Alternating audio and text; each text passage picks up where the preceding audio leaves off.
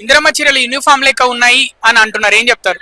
ఇవాళకి యూనిఫామ్ అంటే చేనేత కార్మికులు నేసి ఇచ్చినప్పుడు అంటే కలర్లు నేర్పించి ఇవాళ మేము అందరం కూడా కులం మతం తేడా లేకుండా ఈ రోజు అందరం ఒకటే సరి సమానంగా ఉన్నాం అనే ఒక మంచి నినాదంతో ముందుకెళ్తున్నాం. సో దాంట్లో మీకు కలర్లు ఎందుకు కనిపిస్తున్నాయి? మీరు ఇచ్చేదానికైతే కలర్లు కూడా లేకుండా కదా మీ బొంద. ఆ చీరలు ఎట్లా ఉన్నాయి? అప్పుడు 30 రూపాయల చీరలు 60 రూపాయల చీరలు ఇచ్చి మా చెల్లెల్ని అవమానించినారు.